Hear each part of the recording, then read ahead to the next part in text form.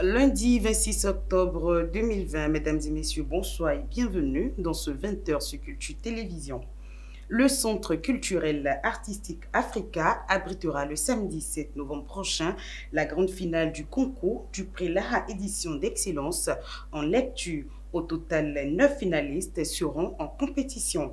Plus d'éclaircissements avec Mohamed Amoussa. Lancée le 14 février 2020, la première édition du prix Lara Édition d'Excellence en lecture connaîtra son épilogue le samedi 7 novembre au Centre culturel artistique Africa devant les férus de la littérature. Au nombre de 1175 élèves et étudiants en provenance des 12 départements du Bénin, sur la ligne de départ, seulement 9 ont pu tirer leur épingle du jeu à l'arrivée. Ils sont issus des départements du littoral, de l'Atlantique, du Mono, de l'Ouémé, de la Donga et du Borgou. Ces 9 candidats s'affronteront à travers 2 épreuves dont une présentation orale devant les membres du jury et une devinette. Pour la première épreuve, les compétiteurs présenteront les romans Mon père, mon choix ou les mystères du tambour parlant, tome 1 et 2 de l'écrivain Abdel Hakim Hamzat Laleye. Quant à la deuxième phase, les finalistes répondront à 2 devinettes. Pour les récompenses, les finalistes auront des diplômes d'honneur et des médailles d'or. Le vainqueur de chaque catégorie repartira avec le trophée du prix Lara Édition d'Excellence en lecture. Un ordinateur portatif, des enveloppes financières et des livres sont d'autres prix qui seront offerts aux lauréats. Il faut rappeler que la phase finale intervient à l'issue de la phase départementale qui a pris fin en août dernier. Levez le rideau pour le festival du film d'Il Gouna en Égypte, une 4e édition un peu spéciale en cette période de crise sanitaire, mais à l'instar du festival de Venise début septembre, les organisateurs ont mis en place des mesures strictes pour assurer la sécurité de tous tout en célébrant le meilleur du cinéma. Bakita Atineo pour le point. Cette année, de nombreux acteurs et réalisateurs du monde arabe ont défilé sur le tapis rouge. Mais contrairement aux autres éditions, peu de stars internationales ont pu venir sur les rives de la mer Rouge en raison des restrictions de déplacement dues au Covid-19. Pour le directeur du festival, il n'y a pas de meilleur moyen en ce moment de soutenir les cinéastes et la mission du cinéma qu'en organisant des festivals. Surtout pour le cinéma indépendant, parmi les acteurs étrangers présents, se trouvait le français Gérard Depardieu qui a reçu un prix pour sa carrière lors de la cérémonie d'ouverture. L'homme qui a vendu sa peau, réalisé par le Tunisien Ben Ania, a ouvert le festival. Avec le slogan La culture des rêves, le festival présentera pendant 9 jours 63 films dans l'espoir d'inspirer ceux qui rêvent, même dans les circonstances les plus difficiles. Toujours hors de nos frontières, Osmo Puccino et M dans un nouvel album Jour de gloire rendent ainsi hommage au corps enseignant en lisant des textes d'Albert Camus et de Jean Jaurès. Le point dans cet élément. Dans un nouvel album intitulé Jour de gloire, Osmos Puccino et M rendent hommage au métier de l'enseignement. Il sort normalement le 6 novembre, mais le moment était trop important pour ne pas en lâcher quelques morceaux. Après l'assassinat de Samuel Paty, enseignant, mort pour avoir expliqué des caricatures de Charlie Hebdo aux élèves, les artistes Mathieu Chédid, alias M, et Osmo Puccino ont dévoilé chacun un titre rendant hommage aux institutrices et professeurs. De lecture d'Albert Camus et de Jean Jaurès tiré dans l'album Jour de gloire qui réunit 19 titres. C'est un projet en forme d'ode à la République porté depuis 2014 par Sébastien Boudria, compositeur et professeur de musique au Conservatoire de Clichy et de Colombes dans les Hauts-de-Seine. La lettre aux institutrices et instituteurs a été lue pendant l'hommage national à Samuel Paty, tout comme la lettre à Monsieur Germain d'Albert Albert Camus. La cérémonie était formidable, mais il faut reprendre les choses à la base. Après avoir été annulée en juillet dernier pour cause de Covid-19, la 114e édition du Festival d'Avignon se tient quand même dans la cité des Papes, mais sous une forme réduite, originale et sous couvre-feu. Nommé Semaine d'art en Avignon, ce festival particulier se tient du 23 au 31 octobre 2020. Bernice Apiti.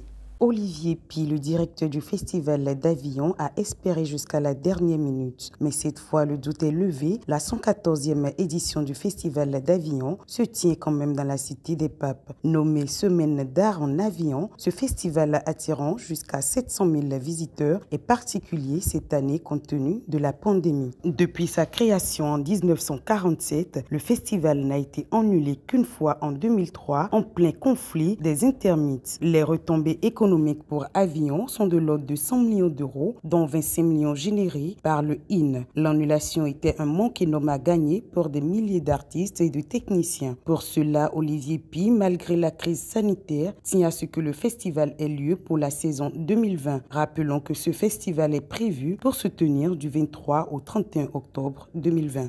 En page sport de cette édition, on débute cette semaine par les écureuils du Bénin évoluant à l'extérieur, mais également le retour de la Vitalor League sur nos stades et hors de nos frontières. On parlera également du Classico entre le Barça et le Real Madrid, soldé par la victoire des Merengues. Patrice Guizot, Gilles-Christ Haïté pour le point.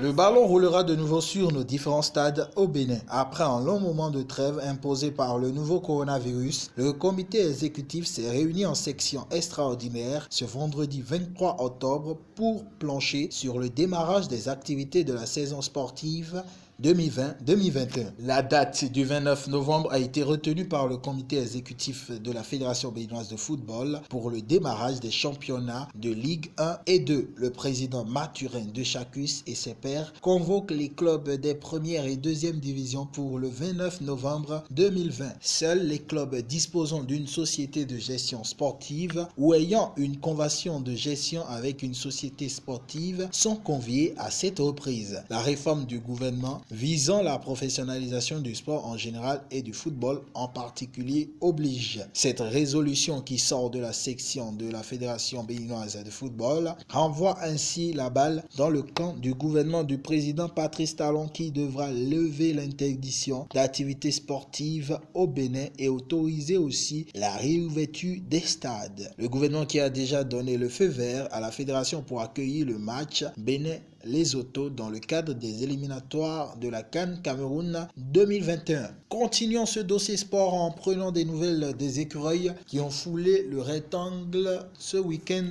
hors de nos frontières. En France, on jouait la 8e journée ce week-end en Ligue 1. Mauvaise performance pour le gardien béninois Saturnin Alagbé et son club Dijon FC en déplacement au Parc des Princes. Les Dijonnais ont été tout simplement disjonctés par les poulains de Thomas Tuchel qui devraient se rassurer après leur revers en Ligue des Champions. Les partenaires de Kylian Mbappé ont laminé Dijon sur le score de 4-0 avec un doublé du Français. Saturnin Alagbé à flot a discuté l'intégralité de la rencontre. Dijon demeure dernier au classement avec 2 unités au compteur. Soirée similaire pour Matteo Arinvi et son club de l'Olympique de Nîmes. L'écureuil souvent relégué au banc était parti titulaire ce week-end et cool avec son club. Nîmes en déplacement à Bordeaux coupe les Chines 2-0. Matteo Arlinvi a discuté 65 minutes de la rencontre avant de céder sa place. Nîmes est 16e au classement avec 8 points. Pour Steve Mounier et son club brestois, la mayonnaise ne prend toujours pas. Brest, qui recevait Strasbourg sur ses installations, s'incline 3-0 dans un schéma de 4-2-3-1 avec l'écureuil seul en pointe. Steve Mounier n'a pas su trouver le chemin des filets. Le Béninois en manque d'inspiration a cédé sa place après 71 minutes de jeu. Brest est donc 14e au classement général avec 9 points. En division inférieure, pour la première titularisation de Jodel Dosso en compagnie de son compatriote Cédric Rontondi, Clermont Foot s'incline face à l'Ajaccio 2-0. Les Béninois ont disputé l'intégralité de la rencontre. Avec 12 points, Clermont Foot se pointe à la 8e place dans le classement général. Toujours en Ligue 2, Valenciennes de Cessy d'Almeida pour site 8e journée était en déplacement à 3. Le milieu de terrain béninois entré en coup de jeu 66e minute a assisté au nul de son équipe, un but partout. Valenciennes se loge à la 11e place au classement général avec 11 points. De la France, destination la Turquie où on jouait la 6e journée ce week-end en Super League. Pour son retour dans les buts, le gardien numéro 1 béninois Fabien Farnol et son club BB Erzurumspor ont mordu à l'hameçon 2-1 face à Galatasaray. Le dernier rempart des écureuils a discuté l'intégralité de la rencontre pour 2 buts encaissés. BB Erzurumspor est 9e au classement avec 7 points. En deuxième division turque, Bondimarspor de l'attaquant béninois Michael Pouté était face à Adana Demirspor. Il s'est incliné sur un score de 3-0. L'écureuil qui retrouvait son ancien club était resté mieux devant les buts durant toute la rencontre. Au classement, Bondimarspor siège avec 5 points à 13e loge. Terminons donc en Bulgarie pour ce qui est du tour des écureuils évoluant hors de nos frontières avec Olivier Verdon qui a fait bonne impression face à la modeste formation de la Montana. En déplacement, les champions de la Bulgarie ont infligé une défaite de 3-1 aux locaux. Le Béninois a discuté l'intégralité de la rencontre. Ludogorets est 2e au classement avec 20 points à 2 unités du leader. David Kiki était également titulaire avec Montana dans la rencontre opposant Montana à Ludogorets. Hors de nos frontières, plus précisément en Espagne, nous avons assisté au 244e Classico entre le Barça et le Real de Madrid, soldé par une victoire 3-1 pour les hommes de Zinedine Zidane. Sur 244 confrontations entre les deux clubs, le Real de Madrid l'emporte 97 fois contre 95 fois pour le FC Barcelone et un total de 52 matchs nuls. Et sur 181 confrontations en Liga, le Real domine toujours les statistiques avec 74 victoires contre 72 pour le Barça et 35 match nul. Les poulains de Zinedine Zidane totalisent 294 buts marqués pour le Real de Madrid et 287 pour les Catalans en Liga. On totalise 407 buts marqués par le Real de Madrid sur 243 confrontations contre 397 pour le club de la Catalogne. L'histoire du Classico retient 5 meilleurs buteurs et on retrouve à la tête la Pulga Lionel Andrés Messi avec 26 buts, suivi de l'emblématique joueur de la Casablanca Alfredo Di Stefano, lui qui a marqué 18 fois en Classico. 18 buts également pour la star portugaise Cristiano Ronaldo qui prend la 3e place devant Raúl qui a marqué 15 buts. La 5e place se joue entre le Barcelonais César, le Madrilène Ferenc Puskas et Francisco Nieto, tous ayant marqué 14 buts. Premier Classico donc du nouvel entraîneur du FC Barcelone, Ronald Koeman, soldé par une défaite. Et donc, mesdames et messieurs, c'est sur cette note sportive que nous refermons cette édition, que nous vous remercions d'avoir suivi. Passez une agréable soirée et surtout une excellente semaine en compagnie des programmes de Culture Télévision.